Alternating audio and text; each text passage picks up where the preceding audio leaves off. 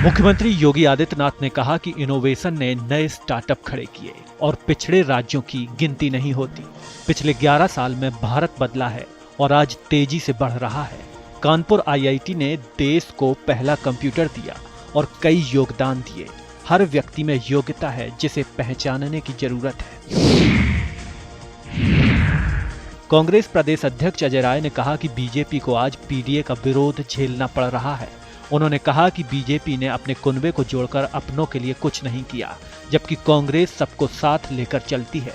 राय ने बीजेपी पर निशाना साधते हुए पार्टी की असहयोग नीतियों की आलोचना की। Deputy CM Keshav Prasad Maurya KGMU पहुंचे और घायल एबीवीपी छात्रों से मुलाकात की। उन्होंने कहा कि मामले की जांच कर कड़ी कार्रवाई की जाएगी। मौर्य ने पुलिस की बर्बरता की निंदा की और कहा कि हमारे कार्यकर्ता अनुशासित हैं, ऐसा कृत्य बर्दाश्त नहीं किया जाएगा।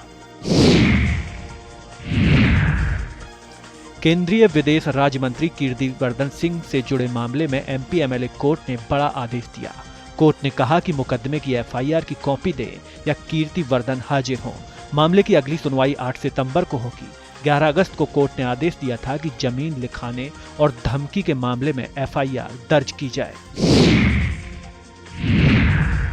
ओपी राजभर ने राहुल गांधी के हाइड्रोजन बम बयान पर बड़ा पलटवार किया। राजभर ने कहा कि हम परमाणु बम बना चुके हैं और जल्द ही फोड़ने जा रहे हैं। इलेक्ट्रॉन, न्यूट्रॉन और प्रोटॉन तीनों मिल चुके हैं। उन्होंने यह भी कहा कि डॉक्टर संजय निषाद, अनुप्रिया पटेल और मैं मिलकर इस काम में सफल हुए हैं। ओपी राजभर ने अपने बयान में जोर देकर कहा कि भारत ने परमाणु क्षमता हासिल कर ली है और यह हमारी ताकत का प्रतीक है। विपक्षी नेता राहुल गांधी ने ट्विटर पर लिखा कि पंजाब में बाढ़ ने भयंकर तबाही मचाई है।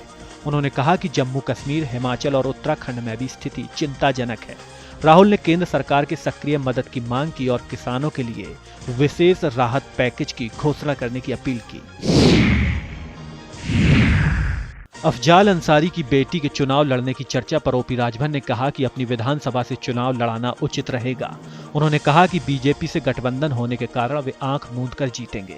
राजभर ने कहा, जितना वोट मिलेगा उतना हमारे चाहने वाले लोग हैं और गठबंधन की ताकत पर भरोसा जताया।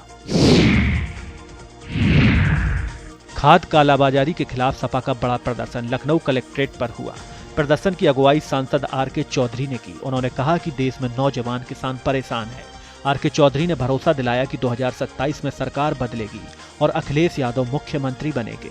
किसानों और आम जनता के हित में नई सरकार लाएंगे। सांसद संजीव राय ने गरीबों के मकान गिराए जाने पर भड़के। उन्होंने कहा कि घोसी में पीआईएल दाखिल कर मुस्लिम और यादव परिवारों के मकान गिराए गए। पीएम आवास लाभार्थियों को भी फर्जी पीआईएल का शिकार होना पड़ा। राजीव रॉय ने चेतावनी दी कि जिस अधिकारी ने फर्जी पीआईएल दाखिल की है उसके खिलाफ कार्रवाई होगी और वे रिटायरमेंट के बाद भी मामले को नहीं छोड़ेंगे। सपा नेता अरविंद सिंह गोप ने कहा कि छात्रों पर जुल्म नहीं होना चाहिए।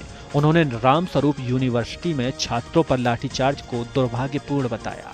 अरविंद सिंह ने कहा कि नौजवानों पर हुई कार्रवाई की जांच होनी चाहिए और दोषियों को कड़ी सजा मिले। उन्होंने स्पष्ट किया कि सपा पीड़ित छात्रों के साथ है और उनकी सुरक्षा सुनिश्चित करनी चाहिए।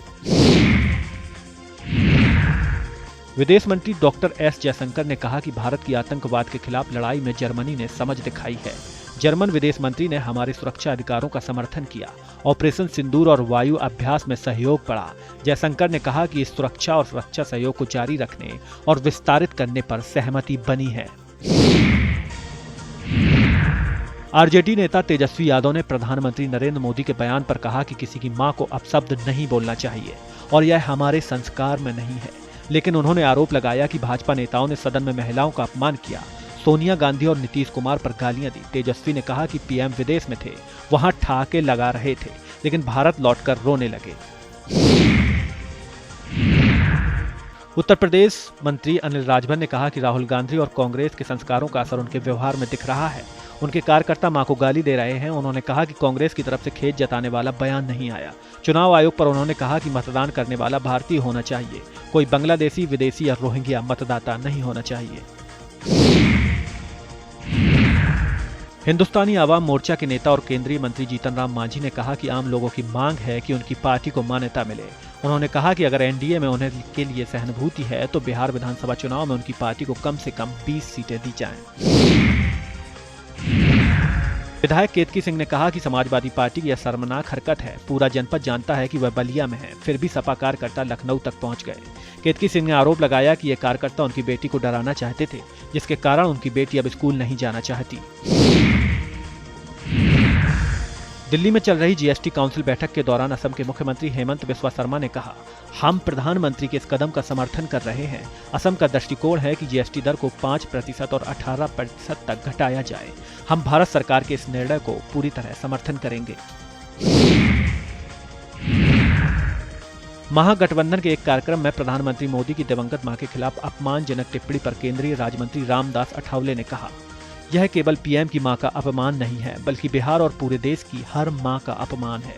ऐसा बयान देकर कभी वोट नहीं मिलते। मैं इस तरह के बयानों की निंदा करता हूं और इंडिया ब्लॉक के लोगों को माफी मांगनी चाहिए।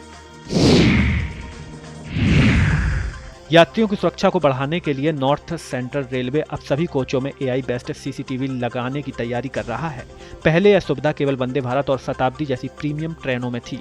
अब जनरल और स्लीपर कोच में 6 कैमरे जबकि AC कोच में 4 कैमरे लगाए जाएंगे।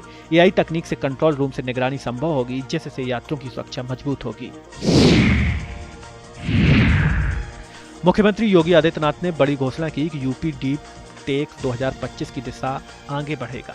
उन्होंने कहा कि डीप टेक पर प्रभावशाली समिट का आयोजन होगा और IIT कानपुर को डीप टेक इनोवेशन का केंद्र बनाया जाएगा। डीप टेक से जुड़े स्टार्टअप्स को बढ़ावा मिलेगा। सीएम योगी ने यह भी कहा कि यूपी तकनीकी क्रांति का अगुवा बनेगा। यूपी कांग्रेस अध्यक्ष अजय राय को इलाहाबाद हाईकोर्ट से बड़ी राहत मिली।